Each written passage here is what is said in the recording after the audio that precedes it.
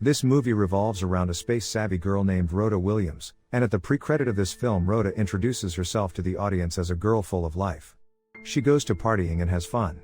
Furthermore, she was also selected for MIT for high school studies. After the short introduction, she drives home in her car while listening to the music. Suddenly the music stops, and the radio guy named DJ Flava announces that another planet having habitable conditions, which also looks like an exact copy of Earth, has appeared nearby, and they can see the new planet having blue appearance on sky. After hearing this, Rhoda starts looking for the planet while driving, and the scene shifts to John Burroughs with his family at the signal. They are conversing about John's baby which still must be born. Both plots collide with each other with a massive accident. Rhoda gets out of the car and sees that John's wife has died. However, later she acknowledges that she has killed John's son too. The movie's plot then shifts to 4 years later, when Rhoda is free from prison. While she is collecting her documents, the news depicts that the habitable planet is none other than Earth itself. It's like Earth's copy, and people calls it Earth 2. Rhoda goes to home with her parents, and at night, she watches a video which depicts that Earth 2 is in reach, and soon the United Space Ventures will send a person to visit Earth 2.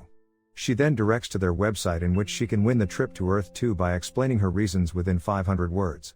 Rhoda is going through a lot at this time, so she shuts down her laptop and packs her belongings as if she is leaving the house. However, soon it turns out that she wants only a mattress, a lamp, and a picture defining her dreams in her room. In the next morning, she visits her school for career counseling, and suggests that she wants to do work in which she doesn't have to talk with others. She is cutting out herself from everyone, but the career counselor suggests that her mind is so brilliant and she must not let it to waste. However, when the career counselor couldn't persuade her, she simply puts her on cleaning work at school. So, she gets ready and goes to work at school.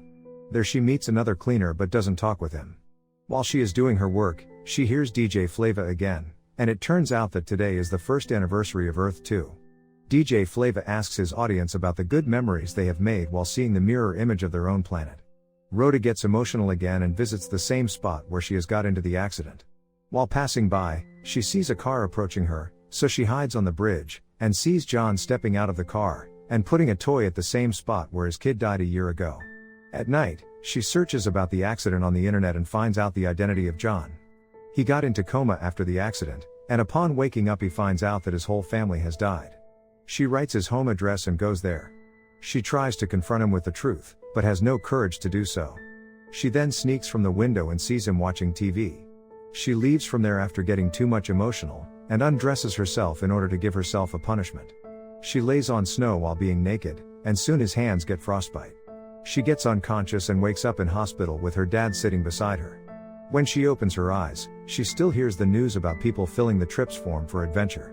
So, when she gets back home, she writes the message for taking a part in trip to Second Earth. According to her, when early explorers first set out across the Atlantic, everyone thought that the Earth was flat, and the person who will go there will fall into oblivion.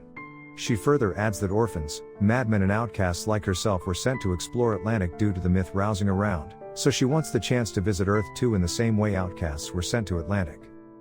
After writing to the United Space Ventures, she makes herself busy in her work, until one day, she builds up the courage and knocks on John's door. However, when she confronts him, she couldn't tell him the truth, and instead she disguises herself as a maid, and offers a free trial to do his chores. John denies the offer, but when Rhoda is about to leave, he gets back, and confirms whether she is on trial base. He then permits her to do the chores. Rhoda hesitates initially but starts cleaning his house. Later, she sees a saw in his storeroom, and before she can figure out why a music composer needs one, John intervenes and tells her to go, as her time is out. While she is about to leave, he asks whether her trial is for only one day. Rhoda says yes, to which John tells her to come on weekly basis for doing his chores. At night, when she sits on the dining table with her family, it turns out that her brother has secured admission in Yukon. At this point of the story, she gets even more depressed because she has lost her career and life due to that accident. Anyways, the plot ascends to the next week when Rhoda goes to do chores at John's house. There she sees his family photographs in storeroom, and she starts crying. After doing the chores, she tells John that she is leaving. John tells her that the check is on the table. Rhoda isn't doing this job for money. She just wants to make his life a little bit easier, so she tears up the check before going home. In the next week, she comes across a telescope in his attic. She begins to look, and John sees her doing this. Back at home, Rhoda's whole family is watching a news broadcast in which the news anchor named Kim Williams is trying to make a contact with Earth 2. Rhoda sits beside them while Kim receives a distorted radio signal from the Earth 2. Everyone gets shocked, and when Kim changes the frequency of the radio, it turns out that the other person talking through the radio from Earth 2 is none other but Kim Williams 2. The Kim from Earth 1 and Kim from Earth 2 begins conversing with each other, and it turns out that they are somehow a mirror of each other because they both born on same date and time, goes to same college, works at same organization. Kim from Earth 1 asks her about whether she has gone on a trip to Cape Canaveral, to which the Kim from Earth 2 says that she has. Then, Kim from Earth 1 asks about what food she has bought, and before Kim from Earth 2 answer, she writes her answer on a board, and guess what? Both Kims have bought space strawberries. Rhoda's family is thrilled after watching this, and Rhoda gets out of house and starts looking at Earth 2 while wondering that there could be a chance that the other Rhoda isn't living the life as she does. In the next week, when Rhoda visits John, she finds him comfortable, and coming back to life, because he has taken out the telescope to see Earth 2. He even invites her to take a look, and later they both fascinates the other planet.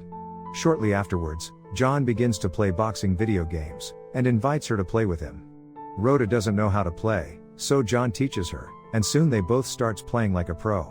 Later, John asks about Rhoda's car, to which she replies that she doesn't drive.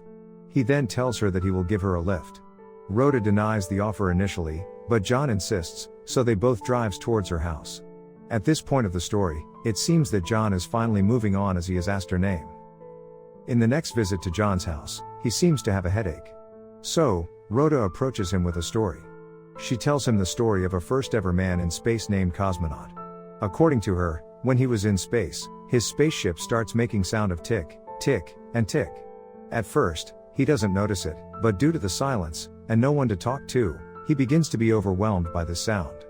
Furthermore, he has to live 25 more days in that shuttle before coming back to Earth, and he knows that if he hears the sound for 5 minutes more, then he will lose his mind.